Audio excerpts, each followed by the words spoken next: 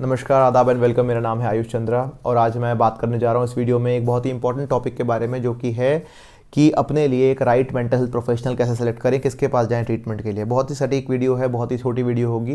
देखो, 3-4 तरीके के मेंटल हेल्थ प्रोफेशनल होते हैं। पहले होते हैं न्यूरोलॉजिस्ट या न्यूरोसर्जन। जबकि आपके ब्रेन की नसों में कोई दिक्कत हो, ब्रेन में चोट लग जाए, ब्रेन में कोई ऐसी चीज़ हो जिसमें नसें डैमेज हो गई है, ब्रेन का पार्ट डैमेज हो गया है, दौरे आते हैं, कुछ ऐसी प्रॉब्लम है, तो आप जाइए न्यूरोलॉजिस्ट के पास या न्यूरोसर्जन के पास सर्जरी के लिए। सेकंड आते हैं साइकियाट्रिस्ट। अगर ब्रेन ऐसा हो गया कंडीशन में, इतने केमिकल ऊपर नीचे हो गए हैं, न्यूरोट्रांसमीटर इतने हिल गए हैं कि आप आपे से बाहर हो गए हैं और आप हार्म टू सेल्फ या हार्म टू अदर्स, यानी कि खुद के लिए खतरा है या अपने आसपास वालों के लिए खतरा है, तो फिर आप अग्रेसिव हो गए हैं, सुसाइडल हो गए हैं, या कोई ऐसा दिक्कत है कि मतलब इंसान मरने मारने को उतर आया है, तो आप साइकियाट्रिस्ट के पास जाइए। वो आपको केमिकल से ब्रेन को शांत कर देंगे। लेकिन अगर आप ऐसे इंसान हैं जो घर में बैठे हैं और चाहते हैं कि मुझे कोई सलाह मशवरा करके गाइड कर दे कि क्या सही है क्या गलत है, विचारों को कैसे रोकें, इमोशन से कैसे बाहर निकलें और बिहेवियर्स को कैसे ठीक करें, ये अगर आपकी प्रॉब्लम है कि नेगेटिव विचार आते हैं, उससे नेगेटिव इमोशंस बनते हैं, फियर, डिसगस्ट, फोबिया, ये सारे आपको इमोशंस गलत आते हैं, नेगेटिव लगता है, सैड लगता है, उस विचार की वजह से लग रहा है, और आपको लगता है विचार में फंस जाते हो आपकी क्या करें, सही करें गलत करें, ऐसा ए करें या बी करें, उसकी वजह से आप एक्शन लेते रहते हो रिपीटेड, आपको सही समझ में आता है क्या करना है, तो आप कुछ भी हाथ पैर मार रहे हो, दूसरों से सलाह मशवरा कर रहे हो, गूगल कर रहे हो, यूट्यूब कर रहे हो, कहीं से सलाह ढूंढ रहे हो। ऐसी कंडीशन में हो तो आप जाएंगे साइकोलॉजिस्ट के पास। साइकोलॉजिस्ट वो कैटेगरी जिससे मैं बिलोंग करता हूँ। देखिए, अब आई थिंक इतने में ही आपको क्लियर हो गया होगा कि आपको कहाँ कैसे कब जाना है। फिर भी मैं आपको संक्षेप में बता दूँ साइकोलॉजिस्ट कैसे सेलेक्ट करना है। बढ़िया, साइकोलॉजिस्ट की बहुत सारी रेंज होती है। साइकोलॉजिस्ट वो इंसान भी है जो आज ही ग्रेजुएट होकर निकला है, बच्चा आज ही अपने कॉलेज से बाहर निकले, तो वो भी साइकोलॉजिस्ट हैं। साइकोलॉजिस्ट वो भी हैं जो 70 साल के हो गए हैं, ठीक है। और एक साइकोलॉजिस्ट हम जैसे भी हैं जो आधी उम्र के हैं। डिपेंड एज पे नहीं करता, डिपेंड करता है एक्सपीरियंस उस पर्टिकुलर विषय के बारे में कितना है, ठीक है। अब ऐसा है कि जैसे मैं अपने आपको बताता हूँ कि मैं ओसीडी एक्सपर्ट हूँ, तो ओसीडी एक्सपर्ट का मतलब ये है कि मैं दिन में कम से कम 50 लोगों से बात करता हूँ जिनको ओसीडी है, बिल्कुल आपकी तरह ही, कंटामिनेशन का, हार्म का, फोबिया का, फैमिली को कुछ हो जाएगा, death, God, perfection, symmetry, illness ना हो जाए, HIV, एड्स, रेबीज़ ना हो जाए, मैजिकल नंबर, सुपरस्टिशियस, गंदा, कंटामिनेशन, हाथ धोना, इन सब लोगों से मैं दिन में 50 बार 50 लोगों से मिलता हूँ अलग अलग तरीके के ओसीडी के साथ। और ऐसे ही 50 लोग हर दिन मिलते हैं, तो सोचो कितने हज़ारों लोगों से बात कर चुका हूँ, हेल्प कर चुका हूँ, ट्रीट कर चुका हूँ उनको। खुद ओसीडी से गुजरा हूँ, उसके ऊपर किताब तक लिखी है, बहुत जल्द किताब भी आपके सामने आ जाएगी। तो ये सब चीज़ें एक्सपीरियंस बनाती है मुझे इस विषय का, ठीक है। तो ओसीडी को झेल कर, ट्रीट कर कर और आज इस मुकाम पे पहुँच के डिग्री हासिल कर ली है इसके अंदर, ग्रेजुएशन, पोस्ट ग्रेजुएशन और फिर RCI लाइसेंसिंग क्लिनिकल साइकोलॉजी के अंदर। इस विषय में आप देखिए कि साइकोलॉजिस्ट कैसा है। दूसरी बात यह है कि इतना बताने से भी मुझे पता है आप में से कई लोग समझेंगे नहीं डिग्रियों के बारे में, लेकिन क्वालिफिकेशन प्लीज़ देखिए। साइकोलॉजिस्ट है, बिल्कुल जा सकते हैं आप किसी के पास, लेकिन अगर कोई आपको कोई बरगलाने वाला चीज़ बता रहा है कि मैं मोटिवेशनल स्पीकर हूँ, मैं लाइफ कोच हूँ, मैं हैप्पीनेस गुरु हूँ, ये हूँ, देखिए वो कोई डिग्री नहीं है, ठीक है। कुछ भी बोल सकता हूँ, मैं आपको बोल सकता हूँ मैं वाटर बॉटल का एक्सपर्ट हूँ, इसमें कौन सा एक्सपर्ट बन जाऊँगा मैं, ठीक है। ऐसा नहीं होता। तो प्लीज़ क्वालिफिकेशन देखिए। दूसरा देखिए एक्सपीरियंस उस फील्ड में, उस बीमारी के विषय में कितना है इंसान को, हो सके तो उसके बारे में कंटेंट देखिए, उसका यूट्यूब या इंस्टाग्राम वगैरह देखिए, थोड़ा खंगालिए, रिसर्च करिए।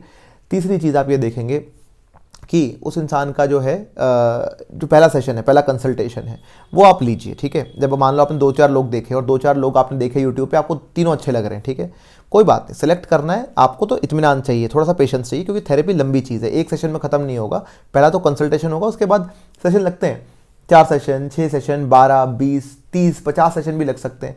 तो लंबी है थेरेपी, ठीक है। सब अपने हिसाब से लेते हैं, कई लोग ठीक होने के बाद भी थेरेपी लेते रहते हैं ताकि उनको ठीक रहें वो। तो कोई इसमें लंबी चीज़ है, जैसे जिम होता है ना, जिम आप एक बार जिम जाओगे तो ठीक नहीं, आप एक दिन में बॉडी नहीं बन जाएगी आपकी, आप पतले नहीं हो जाओगे, आपको जाना पड़ेगा, डेली एक लाइफस्टाइल बनाना पड़ेगा। तो थेरेपी भी लगभग वैसी ही है, ठीक है। अब वापस आते हैं विषय पे। तो जब आप थेरेपिस्ट सेलेक्ट कर रहे हैं, आपको पता है मेरे को जर्नी करनी है थेरेपी की, तो दिमाग सेट करके जाइए। पहली कंसल्टेशन में भी कई बार लोग ठीक हो जाते हैं, रिसर्चेस तो ये बताती है, और मेरा एक्सपीरियंस भी, कि जिन लोगों को ठीक होना होता है और जो थेरेपिस्ट की बात सुनते हैं, तो पहले 3 सेशन या 4 सेशन में ही बिल्कुल बढ़िया रिकवरी कर लेते हैं। कई लोग तो ऐसे, और बहुत अच्छे खासे लोग ऐसे हैं जो पहले सेशन में, कंसल्टेशन में भी रिकवर हो गए हैं। आप खुद ही इस कमेंट सेक्शन में देख लेना, अगर मेरे पेशेंट्स देख रहे होंगे तो बता देंगे आपको। दूसरा, मैं बताता हूँ आपको कैसे करना है। तो फीस सबकी अलग अलग है, ठीक है। कोई बहुत ही कम फीस है, किसी की बहुत ज़्यादा फीस है, राइट। आपको अपनी पॉकेट के हिसाब से देखना है, ये डिपेंड करता है आपकी पॉकेट पे और आपके वक्त पे। वक्त पे क्यों, मैं बताता हूँ। पॉकेट तो चलो आपकी अपनी है, कैसे आप पे कर सकते हैं, कितना पे कर सकते हैं। वक्त ये है कि एक्सपर्ट की ना एक रिस्पेक्ट करना सीखिए आप। एक्सपर्ट का मतलब क्या होता है, आप किसी सस्ते या कम फीस वाले साइकोलॉजिस्ट के पास जाइए, वो भी साइकोलॉजिस्ट हैं, लेकिन वो आपको ठीक करने के लिए हो सकता है 50 सेशन ले लें, ठीक है, 50 सेशन में आपको ठीक करें, क्योंकि उनको पता ही नहीं है ये बीमारी क्या है, या वो किताबों से पढ़कर आए, उनको नहीं पता आपके ब्रेन में क्या चल रहा है, या वो दिन में या महीने में एक पेशेंट देखते हैं इस प्रॉब्लम का, तो उनको नहीं पता ज़्यादा एक्सपीरियंस। लेकिन हाँ, उनको साइकोलॉजी आती है, तो वो धीरे धीरे काम करेंगे, आपको 50 सेशन तक लेके जाएंगे, तब जाके आपका टाइम हो सकता है आप ठीक हो जाओ या ना हो। एक्सपर्ट क्या है, वो पैसे ज़्यादा होंगे, फीस ज़्यादा होगी, क्योंकि वो इंसान को नॉलेज है, उसको ग्रिप है उस प्रॉब्लम के ऊपर, उसने झेला हुआ, उसने ठीक करा हुआ, उसको पता है कि मेरे को क्या करना है। एक्सपर्ट आपका टाइम वेस्ट नहीं करेगा, उसको अपना भी टाइम वेस्ट नहीं करना, वो एक्सपर्ट पैसा ही इस बात का ले रहा है क्योंकि उसको अपना टाइम वेस्ट नहीं करना, उसका टाइम कीमती है। अब क्या करना है, आप एक्सपर्ट के पास जाएंगे, जो काम आप 50 सेशन में होना है वो यहाँ पे 3 या 4 सेशन में हो जाएगा, ये डिफरेंस आता है, इसलिए पैसा ज़्यादा होता है एक्सपर्ट का। तो ये समझ के चलिए आप, ठीक है। जैसे मैं कई बार एग्जांपल देता हूँ कि आपको कॉफ़ी तो आप घर में भी बना सकते हैं, लेकिन आप स्टारबक्स जाएंगे तो वहाँ पे एक महंगी कॉफ़ी मिलेगी, राइट। अब यहाँ कॉफ़ी की डिफरेंस नहीं, एक्सपीरियंस का डिफरेंस है, उनकी जो एक्सपर्टीज़ है उसका डिफरेंस है, ठीक है। आप कपड़ा भी खरीदते हैं तो कपड़ा आप एक लोकल दुकान से भी खरीद सकते हैं, एक रेमंड्स का भी कपड़ा खरीद सकते हैं, फ़र्क है कपड़े में, परख है उस इंसान की, राइट। टेलर भी आप एक सेलेक्ट करते हैं तो आप एक पर्टिकुलर टेलर के पास, आप किसी की भी जगह दे नहीं देते कपड़े अपने सिलने के लिए भी। तो समझिए एक्सपर्ट का क्या मतलब है। पैसे और टाइम दोनों आप देखिए अपना।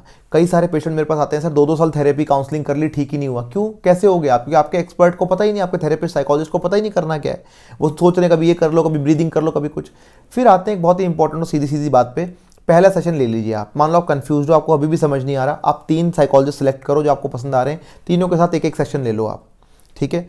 तीनों के साथ एक एक सेशन लेकर क्या होगा, पहले सेशन में आपको समझ में आ जाएगा कि कौन मेरी बात समझ पा रहा है, कौन मुझे रियल सोल्यूशन दे रहा है, मतलब लग रहा है मुझे कि हाँ ये मेक सेंस कर रहा है, ये मेरे को आगे तक ठीक कर देगा, वो प्लान बता रहा है आपको कि ऐसे ऐसे ऐसे हम ठीक होंगे, वो आपकी बात आपके बोलने से पहले समझ रहा है, आपके दर्द को समझ पा रहा है, वो इंसान आप सेलेक्ट करिए। थेरेपी में ना रिलेशनशिप का बहुत बड़ा रोल है। अगर आपकी रिलेशनशिप थेरेपिस्ट के साथ सही है तो आप ठीक हो ही जाएंगे, गारंटीड। आपको मैच होना चाहिए इसमें, ठीक है। थेरेपिस्ट एंड क्लाइंट मैच एक बहुत बड़ी बात है हमारी साइकोलॉजी में।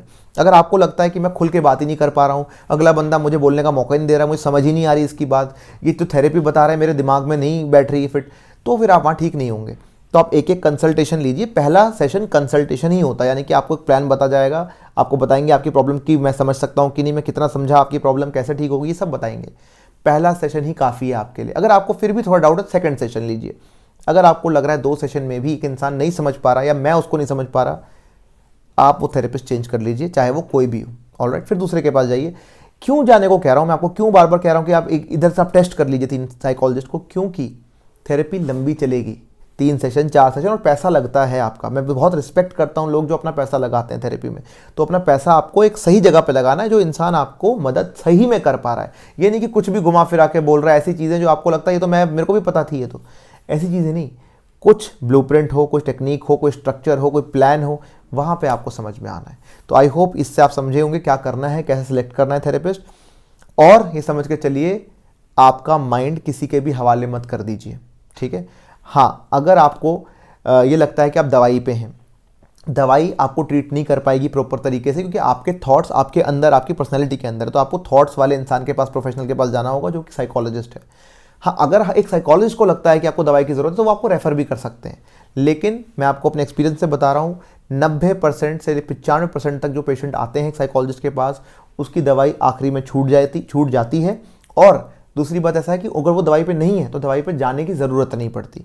तो एक प्रिवेंटिव केयर भी है और एक ट्रीटेबल, मैनेजेबल, क्यूरेटिव केयर भी है। तो दोनों तरीके से बच सकते हो आप। दवाई पे नहीं हो तो ज़्यादा नहीं पड़ेगा, दवाई पे हो तो छूटने के आसार बढ़ जाएंगे। तो ये समझ के चलिए क्या ज़रूरत है आपको इस चीज़ की। यूट्यूब पर बैठकर, इंस्टाग्राम पर बैठकर आप ठीक नहीं हो सकते, ये मैं आपको अभी बता दूं। हाँ, नॉलेज बढ़ सकती है, आप राइट तरीके से समझ सकते हैं, आपकी ज्ञान बढ़ सकता है कि अच्छा ऐसे ठीक होते हैं लोग, ये समझ सकते हो आप। लेकिन ठीक होने के लिए आपको पहल करनी पड़ेगी। तो वेट मत करिए, जीवन बहुत अनमोल है, दिन कट रहे हैं।